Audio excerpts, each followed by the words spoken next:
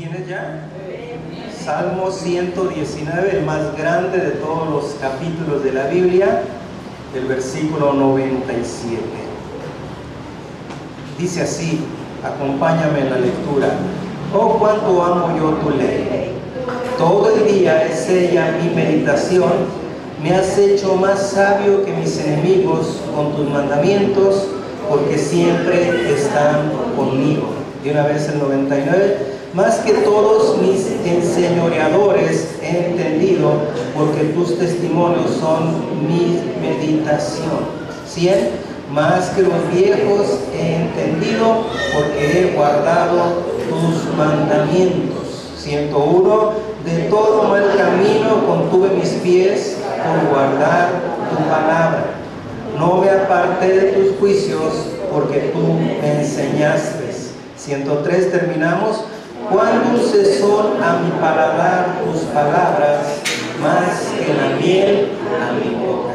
Te invito a orar para pedirle al Señor que nos bendiga, nos hable, nos enseñe a través de su palabra. Señor, gracias por este maravilloso día y por esta oportunidad de estar aquí y meditar en tu palabra, que es vida, que es medicina, que es bendición para nuestro cuerpo, para nuestro ser, Señor, y que a través de ello, Señor, tú sueltas un decreto de vida eterna, de vida abundante, Señor. Así que al hablar tu palabra, yo sé que no por mi boca ni por mis labios, sino por tu palabra misma, tú estarás soltando vida y bendición a cada oyente en esta mañana, y cualquiera que sea la necesidad que existiere en medio de esta habitación, por el hecho de creer en tu palabra, por el hecho de abrir nuestro espíritu a tu voluntad perfecta, Señor, declaramos que tú traes sanidad, liberación, ministración, respuesta, fortaleza y vida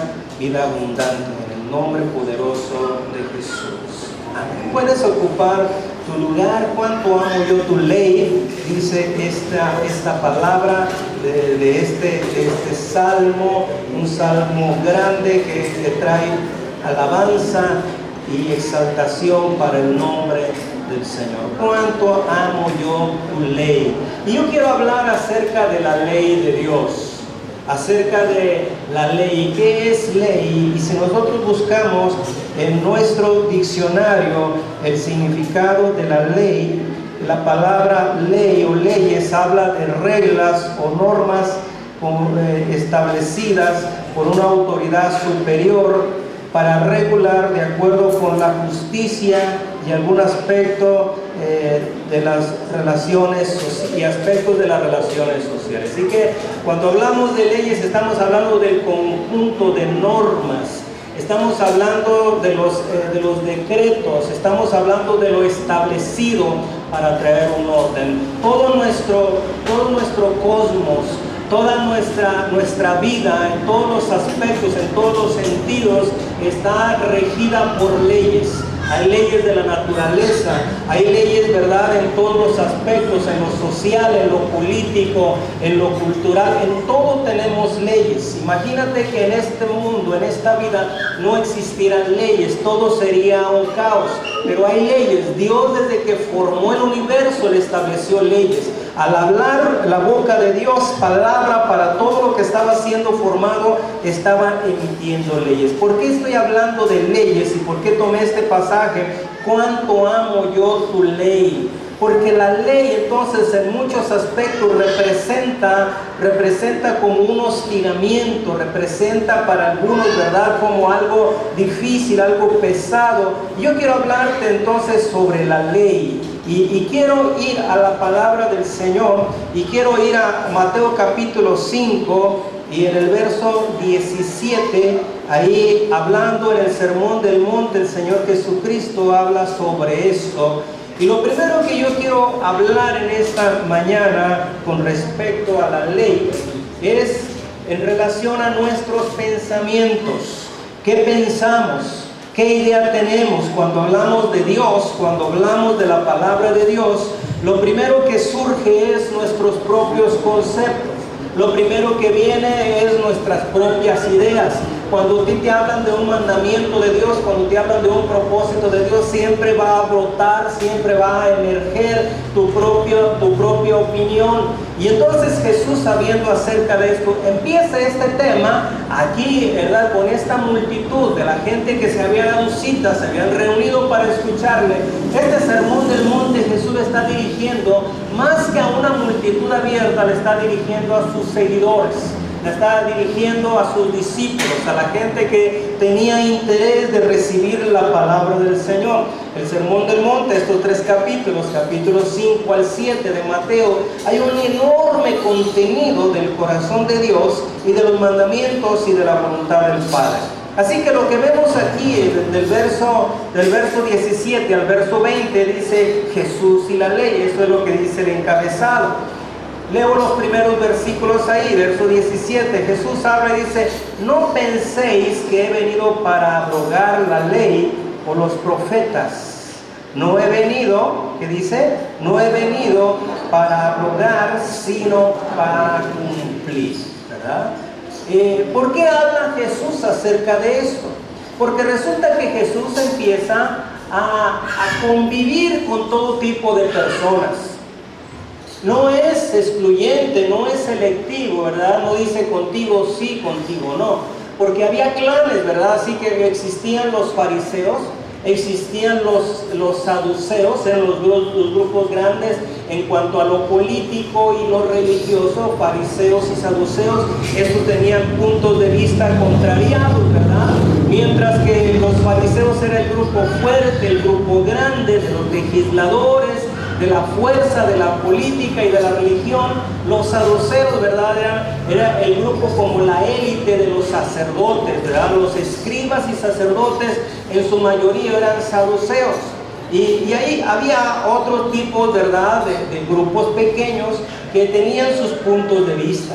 Y entonces Jesús convivía con todos. Él podía dialogar con los fariseos, podía dialogar con los saduceos, podía dialogar con el otro grupo inferior que eran los esenios. Así podía ir con cada uno de los grupos, como también se juntaba, ¿verdad?, con los publicanos.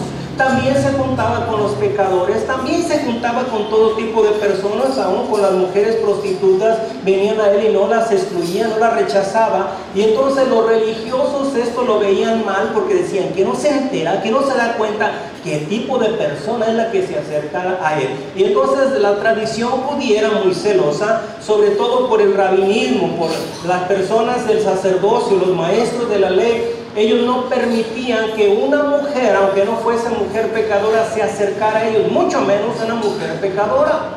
¿Me entiendes? Aún había momentos que aún de su esposa se guardaban del contacto físico, ¿verdad? Ellos iban por la calle caminando, y si por su acera venía una mujer, ellos se cambiaban de acera, ¿verdad?, a otro lado de la banqueta, porque se podían contaminar. Sí, esas eran las tradiciones judías. Y cuando ven que Jesús convive con todo el mundo, dialoga con todo el mundo, bendice a los niños, ¿verdad?, bendice y ora por los pecadores, vienen los leprosos y Él pone su mano sobre ellos, los toca, los sana, los libera, los limpia. Entonces empieza a divagar las ideas, las opiniones, los conceptos, ¿verdad?, de la mente, porque nuestra mente es así. Di conmigo, pon tu mente en tu cabeza y di: mi mente no se limita. Mi mente está viva, está abierta, pensamos, ¿verdad? Se vienen las opiniones, las ideas, porque estamos vivos, somos seres vivos. Jesús lo sabe, Jesús lo entendía. Por eso Él, lo primero que dice aquí, hablando en ese sermón, poniendo en claro las cosas con sus seguidores, que era lo que Él estaba anunciando, que era lo que Él estaba predicando, les habla acerca de esto, ¿verdad? Les habla acerca, cuando después de hablarles acerca de que la luz del mundo, ¿verdad? En una ocasión Él dice: yo soy la luz del mundo, pero ahora les dice: ustedes son la luz del mundo. ¿Por qué? Porque el conocimiento, porque el Espíritu que está en nosotros, el Espíritu de Dios, el Espíritu de Jesús, el mismo que estaba en Él, ahora nos convierte a nosotros en esa luz que alumbra. Y después de hablarles de la luz, ahora les dice: no penséis. Ahora, ¿por qué crees que le dice no penséis? Porque ya lo estaban pensando. Jesús tenía discernimiento. Jesús Era una persona dotada de los dones sobrenaturales del Padre. Los dones del Espíritu estaban operando en él. Así que cuando él dice no penséis, es porque él sabe que ya lo están pensando. ¿Qué es lo que estaba pensando la gente? Que Jesús entonces estaba contrario a la ley, que Jesús no guardaba lo que eran los mandamientos de Dios, los que habían recibido de Moisés, ¿verdad? Porque resulta que sanaba el sábado, el día de reposo. Porque él resulta, ¿verdad?, que en una ocasión, ¿verdad?, vino un leproso y le dice, si quieres puedes limpiarme, y Jesús lo toca y lo limpia y lo sana, y un sinfín de cosas empezó a hacer Jesús que iban en contra de las tradiciones judías. Y entonces algunos de sus propios seguidores empezaron a imaginarse, entonces él no viene para guardar la ley, él viene para invalidar, para quebrantar la ley. Cuando habla acerca de esta palabra abrogar, porque así menciona, Jesús dice, no penséis que he venido para abrogar. La palabra abrogar quiere decir suspender o dejar sin vigor una ley o una costumbre mediante una disposición legal. Abrogar, ¿verdad?, también quiere decir abolir o revocar. Jesús entonces está diciendo, yo no he venido para revocar, no he venido para invalidar, yo no he venido para quebrantar la ley que recibieron de Moisés. No he venido para abrogarla, sino ¿para qué? Para cumplirla. Para cumplirla. Y de hecho te digo que el único que pudo cumplir la ley sobre esta tierra en su cabalidad se llama Jesús. Sí, se llama Jesús. Él cumplió la ley en su totalidad. Y él entonces, hablando acerca de esto, de la ley, él les dice, ¿verdad?, en el verso 18, porque de cierto os digo, que hasta que pase en el cielo y la tierra, o sea, ¿cuándo? Hasta que todo esto termine, hasta que todo esto evolucione, hasta que Cristo venga y que se cumpla lo que dice el apóstol Pedro, ¿verdad?, que los elementos ardiendo sean consumidos. Hasta que eso suceda, hasta entonces, dice que ni una jota ni una tilde de la ley, ni lo más minúsculo de la ley pasará o dejará de ser importante hasta que todo esto se haya cumplido y acontezca. Y luego dice el verso 19, de manera que cualquiera que quebrante uno de estos mandamientos muy pequeños, porque se te hagan pequeños acerca de la ley, será llamado así pequeño en el reino de los cielos, mas cualquiera que haga y los enseñe, este será llamado grande en el reino de los cielos. Así que este es el mensaje en esta mañana. ¿Cómo queremos ser tomados en cuenta en el reino de los cielos?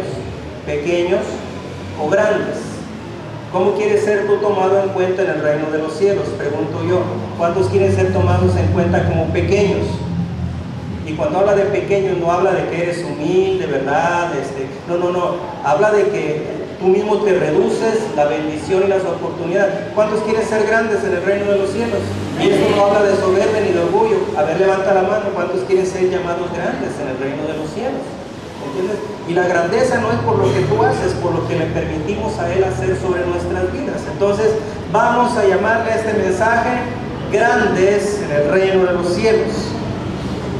Llamados grandes en el reino de los cielos. Y entonces yo quiero hablar sobre eso. El tema es hoy acerca de la ley. El Salmo 119 dice, cuánto amo yo tu ley, cuánto amo yo tu ley. Pero la ley entonces habla acerca de rudimentos, estatutos, decretos, ordenanzas. ¿Cuántos aman las ordenanzas? ¿Cuántos aman, verdad, de pronto las normas? ¿Cuántos llegan al trabajo y de pronto lo primero que se encuentran que tu entrada es a las 7 en punto de la mañana, ¿verdad? ¿Cuántos aman llegar a las 7 de la mañana al trabajo? O los chicos que van a la escuela, ¿cuántos van bien felices, verdad? Porque tienen que entrar a las 7 de la mañana y si no llegan temprano los pueden levantar un reporte. Y entonces, ¿verdad que no es fácil amar las leyes? No es fácil amar los estatutos, las ordenanzas. ¿Cuántos aquí todavía son solteros, viven en casa? Levanten la mano los solteros, ya hay poquitos. ¿Dónde están los muchachos? Había muchos jóvenes. ¿Dónde se fueron los jóvenes? ¿Cuántos jóvenes, cuántos aman, verdad, que sus padres les den órdenes, instrucciones? Gracias por ser honestos. ¿Cuántos de pronto se desesperan y reniegan? A ver, los honestos, levanten la mano. No levantaron la mano físicamente, pero yo vi cómo su corazón la quería levantar, ¿verdad? Porque honestamente no nos gustan las ordenanzas, no nos gustan, ¿verdad?, los estatutos, aquello que nos restringe, aquello que nos limita, porque queremos ser libres. Oiga, yo también fui joven, hace mucho, pero también fui joven, ¿verdad? Y uno quiere ser libre, y uno sueña, y lo primero que sueñas es que eres rico, que tienes, que te gobiernas, que nadie te manda, ¿verdad? Esos son los sueños, ¿verdad?, de los jóvenes. Yo quiero estudiar para ser un profesionista y traer mi carro, mi buena casa, porque ese es el corazón del hombre. Cuando el salmista dice aquí, cuánto amo yo tu ley, desde luego que no está hablando de un adolescente, está hablando de alguien que ha caminado y que se da cuenta, oye, esto es bueno, los mandamientos de Dios me guardan, me protegen, me hacen sabio, me hacen entendido, y entonces nosotros tenemos que amar el mandamiento de Dios. Y hay dos formas de ver la ley, hay dos maneras de ver la ley, ¿verdad? Y yo voy a tomar el hecho de Romanos, en el capítulo 6, ¿verdad? Romanos en el capítulo 6, me voy de una vez a Romanos capítulo 6, para que nos demos cuenta por qué estamos tocando este tema. Romanos en el capítulo 6, el libro de Romanos es el que más habla sobre este tema de la ley.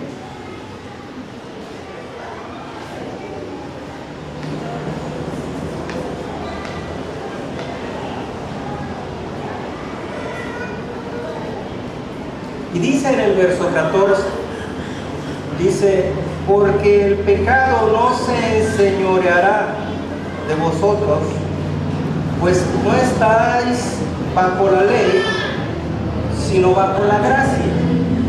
Ahora mi pregunta entonces, ¿cuántos de aquí todavía están bajo la ley? Bueno, invierto la pregunta, ¿cuántos de aquí están bajo la gracia? ¿Tú estás bajo la gracia? ¿Sí? Vuelvo a hacer la pregunta, ¿cuántos están bajo la ley? Es que nunca dejaremos de estar bajo la ley, porque cuando hablamos de la ley hablamos acerca de los mandamientos y de los estatutos de Dios.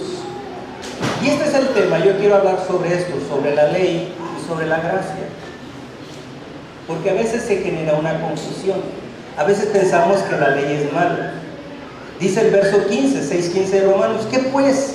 ¿Pecaremos porque no estamos bajo la ley, sino bajo la gracia? En ninguna manera. O sea, está diciendo entonces, porque estás bajo la gracia habla del amor de Dios, la gracia habla de la misericordia, la gracia habla de la redención, la gracia habla del perdón, la gracia habla del favor. Eso significa la gracia, el regalo, ¿verdad? El corazón afectuoso del Padre, eso habla de gracia, ¿sí?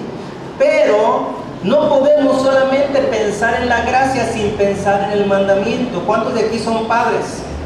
Levante la mano, los padres. ¿Cuántos de ustedes como padres aman a sus hijos? ¿Sí? ¿Cuántos aman a sus hijos? ¿Y cómo lo aman? Con todo el amor del mundo. Lo amas de tal manera que si te pusieran, ¿verdad?, entre la espada y la pared, te dicen, uno de los dos va a morir, ¿quién prefieres que muera? Sobre todo las mamás, ¿verdad?, que son más sentimentales, más expresivas en el amor. No, pues ni siquiera hay que preguntarles, ¿verdad? Se ponen primero. ¿Por qué? Porque ese es el amor. Ahora, ¿cuántos de aquí aman tanto a sus hijos que les dejan hacer lo que quieran? ¿Cuántos de aquí aman a sus hijos que no le dan instrucciones, que no le dan órdenes, que no le ponen límites? ¿Verdad que nadie? Porque el amor y la instrucción van de la mano, se equilibran. Y eso es lo que Pablo está tratando de decir aquí a la iglesia de Roma. ¿Qué pues? ¿Pecaremos porque no estamos bajo la ley, sino bajo la gracia? Es pregunta, y él responde, en ninguna manera. En ninguna manera. Ahora, por eso es que Jesús está diciendo aquí en Mateo capítulo 5, no penséis que yo he venido a abrogar Porque nuestra mente a veces se antepone a la palabra, al mandamiento, y con todo respeto te digo, no es más importante lo que tú piensas que la palabra de Dios.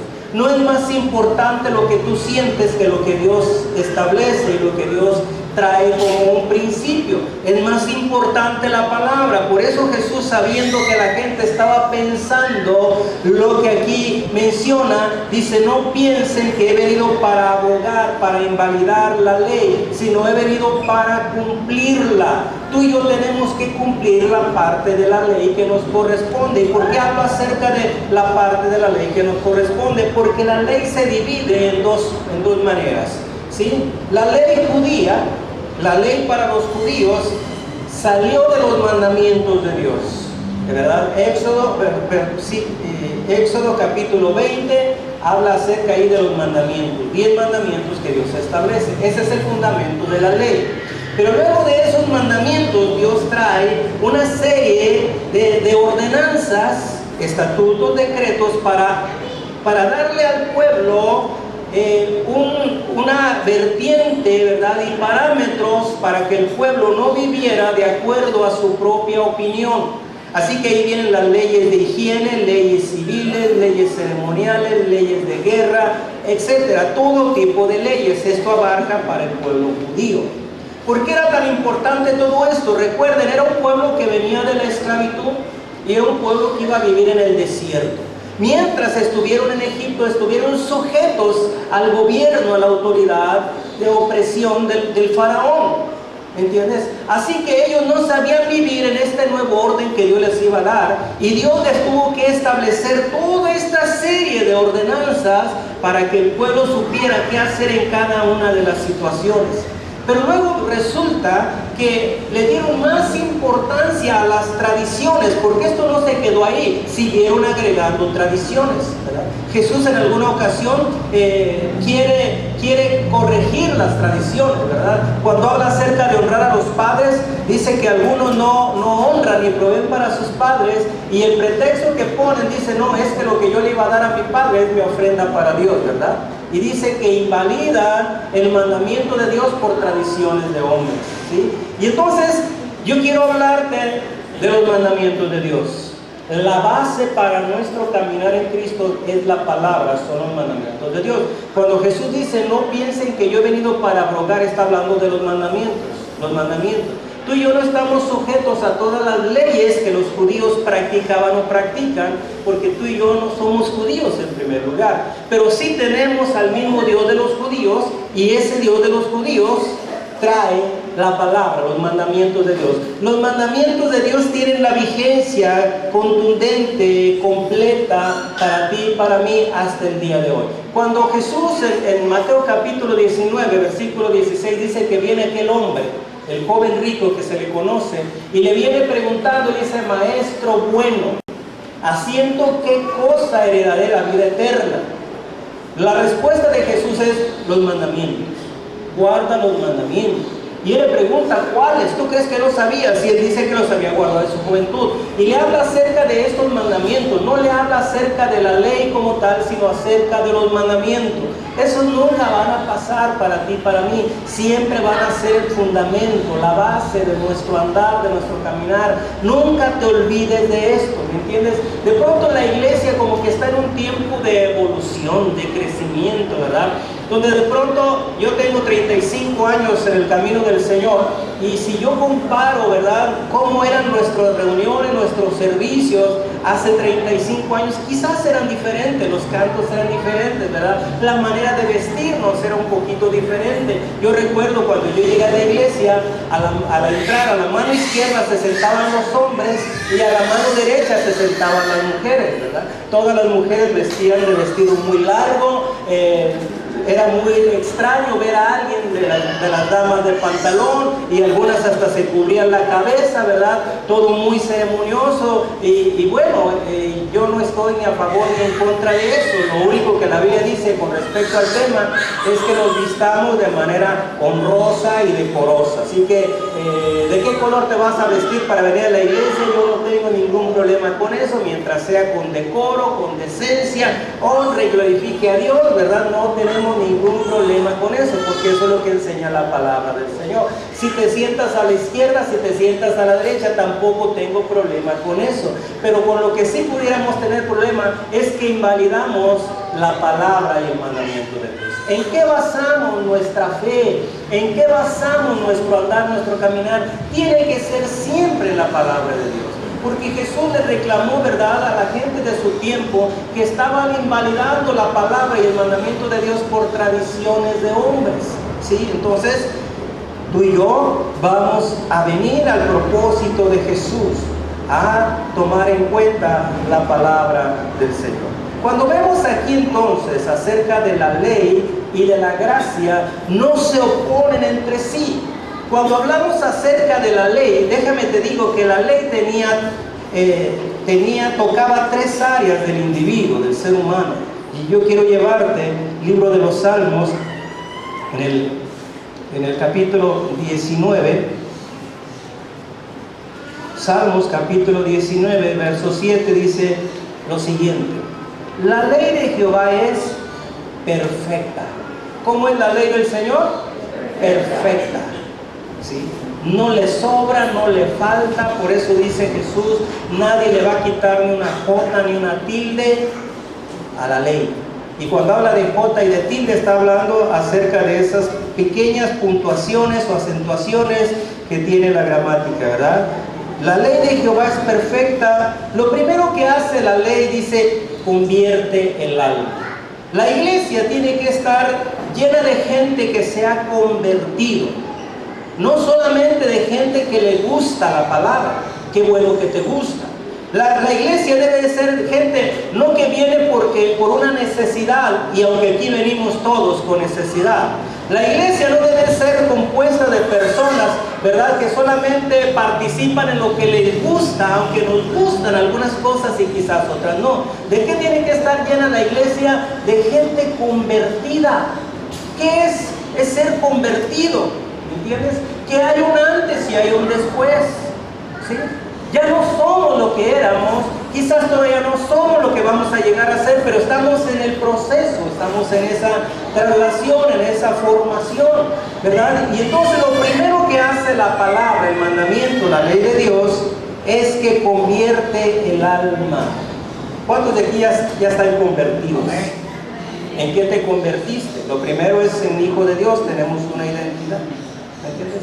Antes éramos hijos de las tinieblas. Eso dice la palabra, ¿verdad? No vayan a pensar que yo le estoy poniendo ciertos atributos ahí. Antes éramos hijos de las tinieblas, pero ahora venimos a Cristo, somos hijos de la luz, ¿verdad? Lo primero que hay es una identidad. ¿Por qué hijos de las tinieblas? Bueno, porque teníamos una identidad con el mal, ¿me entiendes? Nadie te obligaba a hacer lo malo, pero ahí va uno a hacer lo malo. Pero ahora nuestro caminar es para hacer el bien, por eso es que ahora somos hijos de la luz. Esa es la conversión. Y luego dice, el testimonio de Jehová es fiel. ¿Cómo es el testimonio? La palabra, el testimonio o el acompañamiento de Dios. Él está ahí contigo. Si Dios dice que está contigo, si Dios dice que te ama, si Dios dice que es tu proveedor, que eres tu sustentador, entonces dice, Él es fiel. Ahí va el Señor contigo. Y dice que hace sabio. Trae conocimiento, entendimiento a tu corazón, a tu vida. ¿Me entiendes? El mundo busca la inteligencia. El Hijo de Dios busca la sabiduría. ¿Cuál es la diferencia entre la inteligencia y sabiduría? La inteligencia es el conocimiento de las artes, de las cosas, ¿verdad? El conocimiento humano. La sabiduría es el conocimiento de la palabra, y no solamente el conocimiento como una información en nuestra mente, sino vivimos lo que entendemos de Dios y de su palabra, y eso se llama sabiduría. ¿Me entiendes? Y dice que hace sabio al sencillo. Y cuando habla aquí de sencillo, ¿verdad?, habla de la persona que es noble, que está dispuesta. Luego el versículo 8 ahí mismo en Salmo 19 dice: los mandamientos de Jehová son rectos, alegran el corazón. El precepto de Jehová es puro, alumbra los ojos. El temor de Jehová es limpio, permanece para siempre. Los juicios de Jehová son verdad, todos justos. Así que aquí está hablando de tres áreas de la vida del ser humano. Está hablando acerca de su espíritu, de su alma y está hablando acerca de su convivencia con su entorno, ¿sí? Cuando el judío veía la ley y analizaba la ley, solamente la veía como lo que era el mandamiento, la ordenanza para vivir con su entorno y con las personas que le rodeaban. Por eso es que sentían tan pesada la ley, por eso es que les era difícil de entenderla, mucho más vivirla. ¿Entiendes? Cuando Jesús viene, entonces le da una definición diferente a la ley. No que la cambie. No, Dios no cambió las cosas. Cristo no abrogó el mandamiento. Simplemente Cristo nos lo hace más fácil de entenderlo. Y eso es lo que habla el apóstol Pablo a los romanos. Yo les leía hace un momentito Romanos en el capítulo 6, el versículo 14 y el versículo 15. Volvemos ahí a Romanos, pero ahora vamos al capítulo 7. En el capítulo 7, Pablo, hablando acerca del pecado y de las debilidades humanas, quiero hablarte sobre este capítulo 7, y dice en el versículo 14, 7:14 de Romanos, dice así: porque sabemos que la ley es espiritual. ¿Cómo es la ley? Espiritual. ¿Cómo se pensaba que era la ley? Mandamientos, ordenanzas, estatutos, instrucciones, decretos, etcétera. Todo era, te comprimía, te apretaba, no te dejaba hacer, pero jamás se vio la ley como algo espiritual, ¿sí? Y entonces él habla acerca de esto. Me regreso, estamos en el 14, me regreso al 7. Dice 7:7 de Romanos. ¿Qué diremos pues? ¿Verdad? Yo creo que este era de Colima, menciona mucho el pues. ¿Qué pues? Dice, la ley es pecado. La ley es pecado. En ninguna manera. La ley no es pecado. La ley, si tiene una peculiaridad, una particularidad, es que te hace ver el pecado. La ley es como un reflector, ¿me entiendes? Un reflector donde tú vienes, ¿verdad? Y si tú de pronto te ves en el espejo en un lugar que no está muy alumbrado, tú dices, qué guapo estoy, ¿verdad? Bien peinado, limpiecito, ¿verdad? Pero llegas a donde hay mucha luz y dices, wow, qué feo está ese que está en el espejo, ¿verdad? Porque entonces la luz refleja todo, y la ley era eso. La ley entonces es como un reflector que alumbra y hace visible y hace notable todas las manchas, todo aquello que no está correcto. En ninguna manera, contesta el mismo. Pero yo no conocí el pecado. Pablo dice, ¿verdad? Yo no conocí el pecado, sino por la ley. Porque tampoco conociera la codicia si la ley no dijera, no codicies. Más el pecado, dice ahí, más el pecado. ¿Qué es el pecado? Es la maldad. Son nuestras acciones incorrectas. Mas el pecado, tomando ocasión por el mandamiento, produjo en mí toda codicia, porque sin la ley el pecado está muerto. O sea, sin la ley el pecado está muerto. Y esto es lo que viene como a confundir, ¿verdad? Sin la ley el pecado está muerto. O sea, si no hay ley, entonces yo ni siquiera me entero que estoy haciendo lo malo.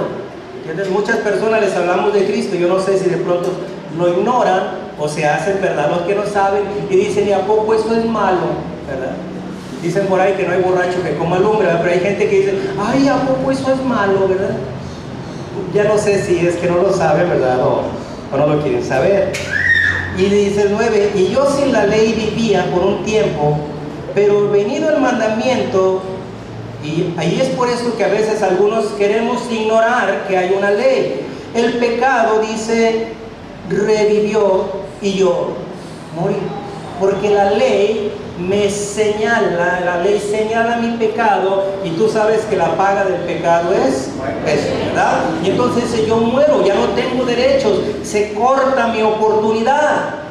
Pero luego dice el verso 10, y hallé que el mismo mandamiento que era para vida. ¿Para qué es el mandamiento? Para vida. ¿Para qué es el mandamiento? ¿Para qué dice el Señor no codiciéis? Para que no codicies. Porque si codicias, entonces tu corazón se pervierte. Y el que es codicioso luego no solamente tiene el pensamiento de la codicia, sino toma lo que no es suyo, ¿verdad? Y eso así se va. Entonces, ¿para qué es el mandamiento? Para que no hagamos lo malo. Y cada desobediencia al mandamiento tiene también entonces una consecuencia. El mandamiento que era para vida, dice, a mí me resultó para muerte. ¿Por qué? Porque no tenía la disposición, la obediencia al mandamiento, sino lo contrario. Entonces aquello genera muerte. Dice el versículo 11, porque el pecado, tomando ocasión por el mandamiento, me engañó y por él me mató. ¿Por qué dice que tomando ocasión por el mandamiento? Porque muchas veces el mandamiento, siempre el mandamiento es preventivo. ¿Cómo es el mandamiento? Preventivo. No lo hagas, no lo hagas. Pero ya que lo hiciste, entonces también el mandamiento y la palabra de Dios es restauradora. Es restauradora. De pronto quizás tú vas en tu automóvil, ¿verdad?, a 120 y ves una señalización de esas amarillas y dice curva pronunciada, curva peligrosa. Y tú dices, no hombre, yo soy buen chofer. Y resulta que se te derrapa en la curva, te sales del camino y el vehículo se accidenta. Aquel señalamiento estaba correcto ahí. Era un señalamiento preventivo, restrictivo, pero no lo obedecimos. Y entonces el vehículo cayó en la cuneta, se dañó. Sí, el señalamiento estaba correcto, el mandamiento, la instrucción era correcta, pero la desobediencia me llevó a caer fuera del camino. ¿Qué haces con el vehículo? Dices, ahí lo largo, ahí lo dejo, ya no sirve. No, lo sacas con una grúa, lo llevas al taller, lo reparas. ¿Me entiendes? ¿Te cuesta repararlo? Sí. ¿Por qué te costó? Porque no obedeciste, porque no fuiste dentro del límite. Y lo mismo aplica en lo espiritual. La palabra de Dios, ahí está el mandamiento, ahí está. Dios dice, no, honra a tu padre y a tu madre. Y uno dice, no, viejillo loco, está, yo no sé qué ideas, qué pensamientos, ¿verdad?, anticuados, porque no sabe que yo estoy chavo, yo estoy joven, ¿verdad? Pero dice, para que te vaya bien, para que seas de larga vida.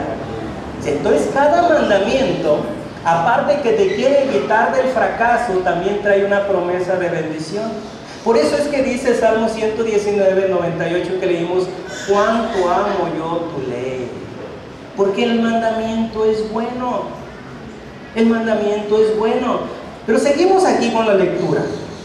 Y Pablo está dando una explicación muy amplia a los hermanos en Roma. Nos quedamos en el verso 11, vamos al 12.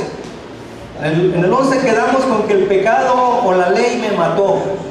Dice el verso 12, de manera que la ley, a la verdad, dice, es santa, pura. Eso quiere decir la palabra santa aquí. La ley es pura, es perfecta. Y el mandamiento santo, justo y bueno. Lee conmigo este versículo. De manera, versículo 12, ahí está. De manera que la ley a la verdad es santa. Y el mandamiento santo, justo y bueno. Una vez más. De manera que la ley a la verdad es santa. Y el mandamiento justo, santo, justo y bueno. Te lo tienes que aprender de memoria, ¿eh? Apréndetelo de memoria y te va a librar de muchas situaciones. Cuando tú veas que el mandamiento de Dios ahí está, ¿verdad? Porque siempre nuestra conciencia en Dios está viva. Nos da una alerta antes de que vayas a desobedecer, antes que vaya a salir la mentirilla blanca, piadosa, antes que vaya a salir por ahí, ¿verdad?, ese espiritillo de conquistador, antes de que vaya a salir por ahí algún engaño, ¿verdad? Siempre la conciencia que Dios ha despertado en ti te va a avisar, va a mandar una alerta. No se hagan los inocentes que no saben, ¿verdad? Siempre Dios va a despertar tu conciencia antes de, pero nosotros la ignoramos. Nosotros hacemos como que no oí, como que no supe, pero ahí está esa palabra que nos va a ayudar. La palabra, el mandamiento, ¿verdad?, es santo, justo y bueno.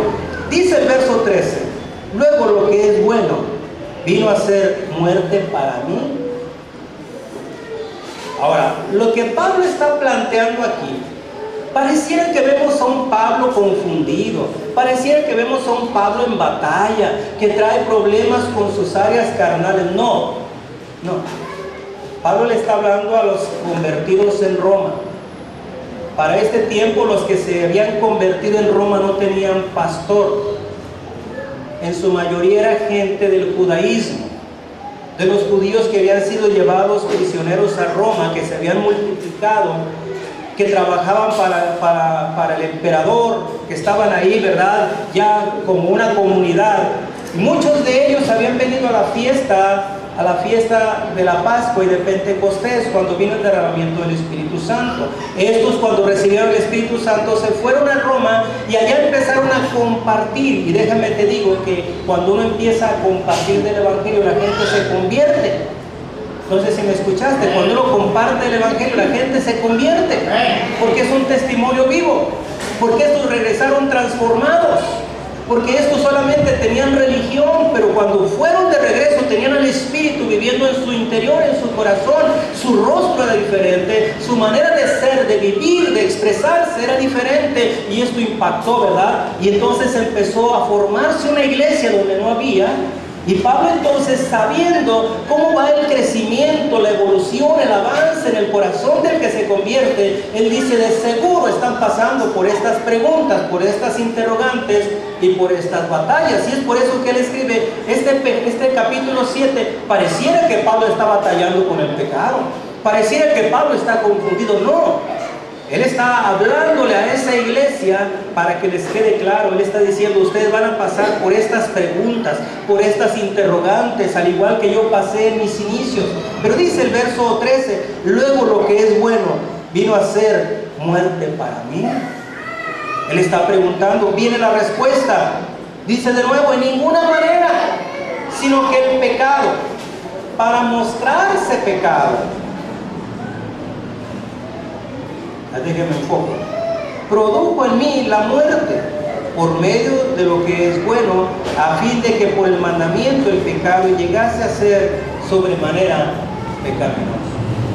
Y allí es donde leímos el verso 14 hace un momento. La ley es espiritual. Antes de ser algo social, antes de ser algo judicial, antes de que tenga una condena, la ley es espiritual. Viene al espíritu, a la conciencia, al corazón del ser humano. ¿Sí? Por eso es que el pueblo no podía cumplir la ley. Por eso es que para el pueblo era pesado, porque solamente lo veían como algo estricto. Solamente lo veían como algo difícil. O sea, nadie levante la mano, pero ¿cuántos casados hay aquí? No le quieren hacer al soltero, yo sé que son casados, ¿verdad?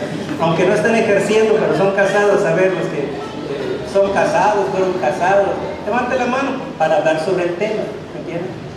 Ahora yo les pregunto, no conteste, pero yo les pregunto, en una sola palabra, descríbeme el matrimonio.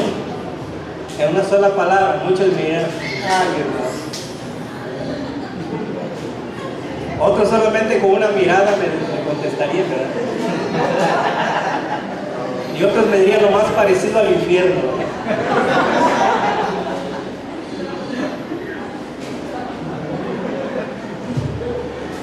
De pronto por ahí se divorció alguien y a los años lo ve el compadre y dice: compadre, supe que te divorciaste. Y dice: no, ya me volví a casar.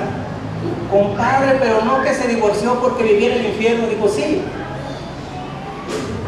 me volví a casar, vivo en el mismo infierno, nada más con diablo diferente. Yo pregunto: ¿cómo me describes el matrimonio? Y el matrimonio es algo parecido a lo que estamos hablando. El matrimonio para algunos es tan difícil. Cuando yo enseño sobre matrimonio, yo les hablo lo que a nosotros nos ha funcionado. Bien sencillo.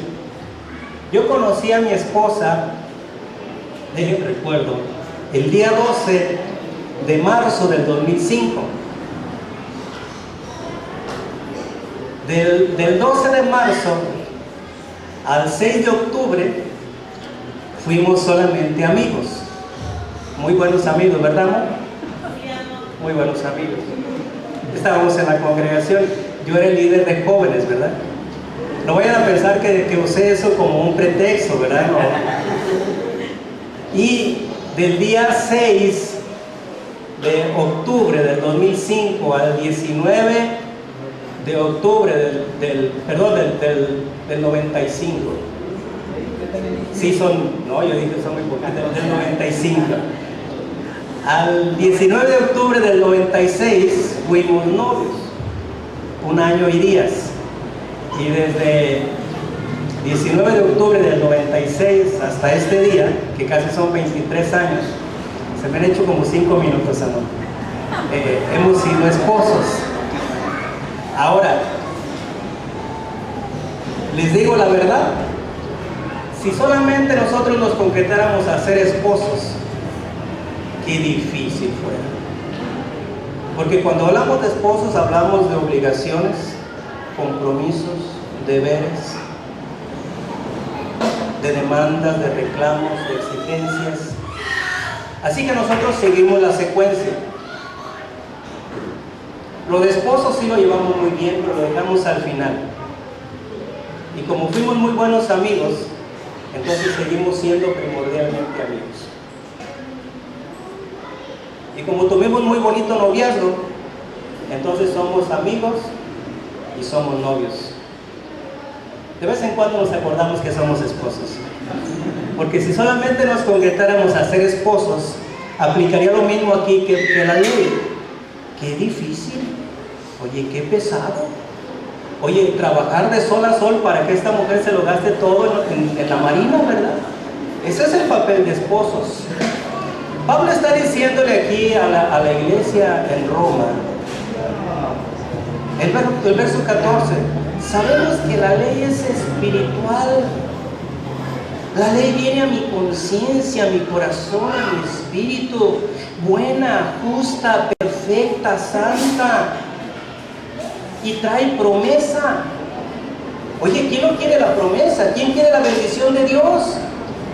Por eso cuando aquel hombre viene y le dice a Jesús, dice que dobla su rodilla y le llama maestro bueno, Jesús le dice los mandamientos. ¿Cuáles? No matarás, no hurtarás, no dirás falso testimonio, honra a tu padre y a tu madre. Y dice, todo lo he guardado. ¿Qué más me falta? Él dice, algo me falta. Pues resulta que aquello lo estaba tomando como algo obligado.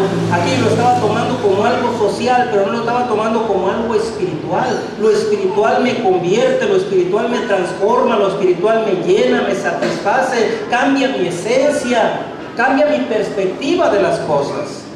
Y es por eso que no lo entendía, ¿verdad? Y yo quiero llevarte aquí mismo, en la misma página, Romanos capítulo 8. Dice el verso 1, ahora pues ninguna condenación, di conmigo, ninguna condenación. No hay nada que te pueda acusar ni condenar a ti y a mí. ¿Por qué? Porque estamos en Cristo Jesús. ¿Cómo nos definimos que estamos en Cristo Jesús? Porque no andamos conforme a la carne, sino conforme al Espíritu. Nos convertimos en espirituales. ¿Qué nos hace espirituales? La palabra, la ley, el mandamiento y la presencia de Cristo, la presencia del Espíritu Santo. Pero dice el verso 2, porque la ley del Espíritu de vida en Cristo Jesús, que si hay una ley, pero esta ley es espiritual. Si esta ley no es espiritual, mucho menos va a aplicar en lo social. Cuando hablo de lo social, hablo del trato con los demás. Mucho menos me va a hacer ser un hombre responsable, un buen ciudadano, una persona ejemplar. Porque la ley del Espíritu de vida en Cristo Jesús me ha librado de la ley del pecado y de la muerte. Pareciera que aquí está hablando de dos leyes. Bueno, resulta que sí es así. ¿Me entiendes? La ley o es espiritual y yo me convierto a esa ley espiritual y permito que el Espíritu Santo me transforme, me cambie, me haga una nueva criatura, o solamente voy a ver la ley como algo que me oprime, me obliga. Y si solamente veo la ley, el mandamiento de Dios como eso, algo que me obliga, que me oprime, entonces se convierte aquí lo que dice la parte final del verso 2. Es una ley de pecado y de muerte. La misma ley produce vida y produce muerte. ¿Cómo? Ya no depende de la ley, ya no depende del mandamiento, depende de mí. ¿Sí? Cristo no cambió, Cristo no vino a abrogar, Cristo no vino a invalidar, vino a cumplir. Él mismo tuvo que cumplir esa ley. ¿Entiendes? Y quiero terminar, vámonos ahí a Romanos capítulo 13 para terminar. Romanos capítulo 13, quiero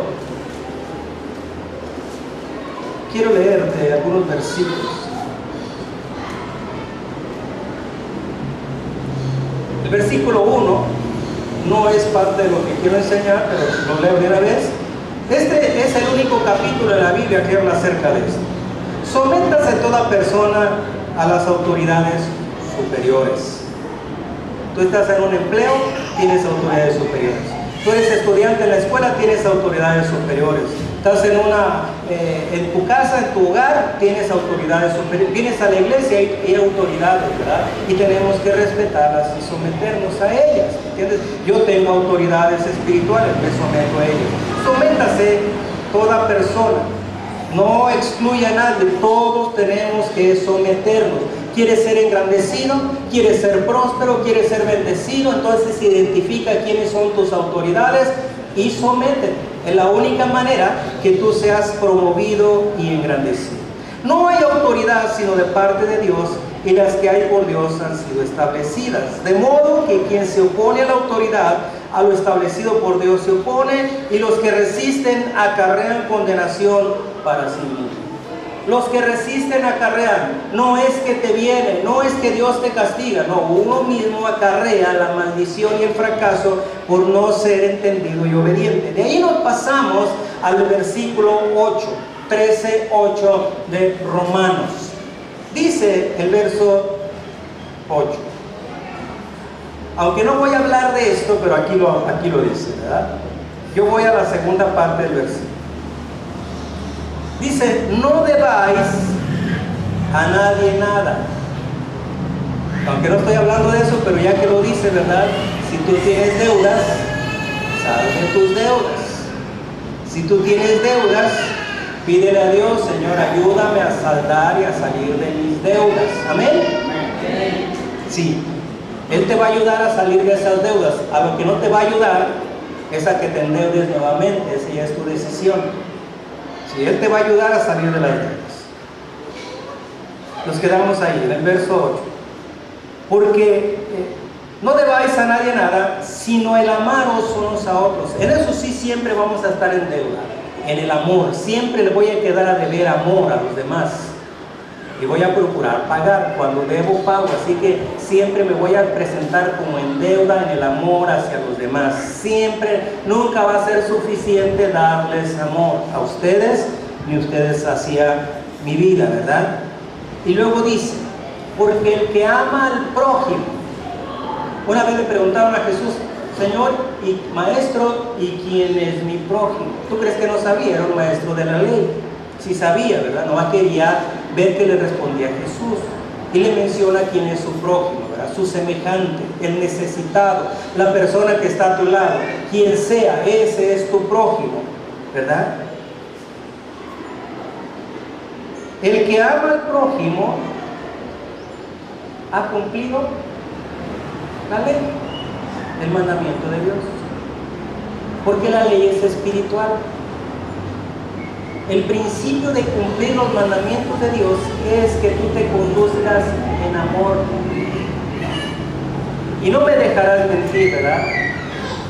Que es fácil amar a algunos. ¿Verdad que sí? Pero hay otros que difícil es amarlos.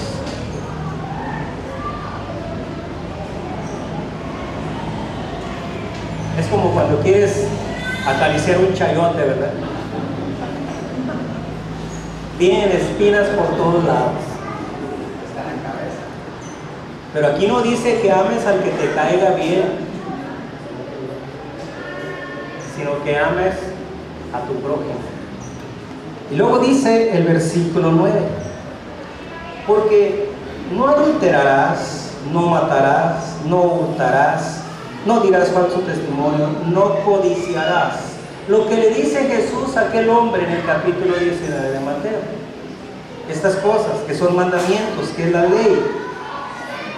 Y cualquier otro mandamiento en esta sentencia se resume: amarás a tu prójimo como a ti. Pablo dice, entonces aquello que era bueno se convirtió en algo malo para mí. Y la respuesta es no. Es que no es el mandamiento el que está mal, es cómo tomo el mandamiento, cómo vivo el mandamiento. Porque aquel que me bendice por su palabra también trae una sentencia si desobedece, si yo desobedezco la palabra. Nos vamos al verso 10. Escucha bien, ¿por qué le da tanta importancia al amor? Dice, el amor no hace mal al prójimo. Ahora, cuando está hablando aquí del amor, hay tres tipos de amor. El amor filial, es el amor de familia, el amor de amigos. Luego está el amor de pareja, el amor eros, ¿verdad? El amor de atracción física, sexual. Pero cuando habla aquí de amor, está hablando del amor genuino, del amor verdadero, del amor de Dios, del que habla Pablo en 1 Corintios capítulo 3, el amor ágape, el amor desinteresado, el amor que no hace las cosas, ¿verdad?, por una paga, por un interés. Ese es el amor que está en tu corazón. Si tú tienes a Cristo, tienes ese amor. Si tú no tienes a Jesús en tu vida, entonces difícilmente podrás amar con este amor. Si todavía te cuesta para amar a tu prójimo, entonces esa es una alerta de que no estás viviendo una vida plena en el Señor, porque hay batallas, porque hay áreas de carne todavía ahí, ¿verdad? Pero Él dice, el amor no hace mal al prójimo. ¿Qué va a hacer el amor? Va a procurar el bien. El amor hace que ores por tus enemigos, por los que te maldicen, por los que de alguna manera buscan tu mal, te quieren perjudicar, tú los vas a bendecir.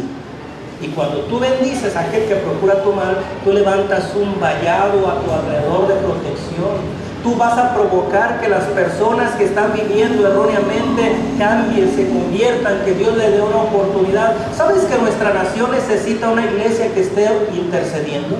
¿Sabes que en este país estamos en los países que sobresalen a nivel mundial, sobre donde hay más muertes, más inseguridad y más terrorismo? ¿Sabes que algunas estadísticas nos posesionan con los países árabes, ¿verdad? Allá donde están los talibanes, allá donde están los de ISIS, allá. ¿Sabes que ese es el nivel de inseguridad que vivimos en muchas regiones de nuestro país? ¿Y sabes cómo puede cambiar esto? Cuando una iglesia se levanta y empieza a orar, empieza a interceder, empieza a bendecir. Pero muchas veces en lugar de que hagamos eso, renegamos, nos desesperamos y le echamos la culpa que si el PRI, que si el PAN, que si el verde, que si el que ganó, que si... ¿Me entiendes? En lugar de que nosotros levantemos una intercesión, porque cuando hablamos bendición, levantamos un cerco de protección y hacemos que nuestro entorno empiece a cambiar. ¿Tú quieres bendición para tu vida? Empieza a bendecir, empieza a amar. ¿Tú quieres bendición para tu país? Empieza a bendecir, ¿verdad? Y de pronto que el presidente, que si habla por pausas, ¿verdad? Que si el presidente, bendícelo. Oye, ya está ahí, bendícelo. Que no votaste por él, que no te cae bien, ¿qué importa? Bendícelo. Dile, Señor, bendice a este hombre, que es medio tardo, con mayor razón, bendícelo. Oye, necesita la ayuda de Dios. Pero ¿qué hacemos? Muchas veces en lugar de estar en esa actitud, hacemos lo contrario. Por eso es que Pablo le dice a la iglesia aquí en Roma, el amor no hace mal al prójimo. Así que el cumplimiento de la ley es el amor. Lo primero que tenemos que, el primer fruto que tenemos que dar como hijos de Dios, es que ahora caminamos en él. Pastor, pero si usted viera cómo me ha ido, si usted supiera cuántas injusticias, Si usted supiera, ¿verdad?, cómo me va en el trabajo, si usted supiera cómo me va con mis vecinos, si usted supiera cómo me va con mi familia. Quizás yo no me entere, pero hay alguien que sí se entera y sí sabe. Y Él tiene una promesa sobre tu vida, de que Él es tu protector, tu guardador, tu bendición. Tú cumple con guardar su palabra, sus mandamientos, y Él se va a encargar de cumplir lo que Él prometió sobre tu vida. Entonces, ¿estamos bajo la ley? Sí, bajo la ley de Cristo, bajo la ley del Espíritu, bajo esta nueva nueva presentación de la ley. No la invalidó, la cumplió. Cuando Jesús dice yo no he venido a invalidarla, a abrogarla, sino a cumplirla, es que le estaba diciendo, denme chancita unos días para que yo la cumpla. Porque en el momento que yo cumpla la ley, la voy a hacer más entendible. Cuando yo cumpla la ley, que para ustedes es imposible, les voy a dar yo una pauta, les voy a dar una autoridad espiritual, les voy a dar una oportunidad. ¿Y qué oportunidad nos ha dado Él? Que la ley castigaba, juzgaba y condenaba, pero ahora la ley, lejos de venir a juzgar y a condenar, primero viene la palabra para transformarnos. Por eso es que Salmo 19 dice que la palabra, el mandamiento de Jehová es, a ver, aquí lo tengo, la ley de Jehová es perfecta, que convierte el alma. Lo primero que hace cuando viene la palabra no es que te señala, no es que te excluye, no es que te condena, no es que te enjuicia. Lo primero que hace la palabra de Dios es que te invita para que vengas a la vida, a la bendición, a la libertad, al gozo, al descanso, a la salud, a la prosperidad. ¿Me entiendes? Porque si dice aquí que el cumplimiento de la ley es el amor, entonces Cristo dice, yo cumplí la ley por ti. O sea, yo te voy a mostrar mi amor. Cuando dice que el cumplimiento de la ley es el amor, no que Él te está exigiendo el amor, es que Él te dice, yo te estoy ofreciendo el amor. Porque Cristo no te va a exigir más de lo que Él ya te ha dado. Y Él dice, yo cumplí la ley por ti a través del amor. Entonces, la manera de que tú vivas dentro de la ley o del mandamiento, del propósito de Dios, es el amor. Yo termino en esta mañana.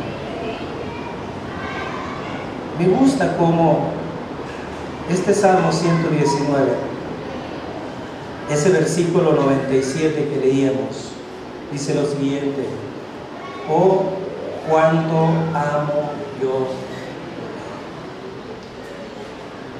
cuánto amo yo tu ley. Todo el día es ella mi meditación. ¿Por qué? Porque la palabra está ahí.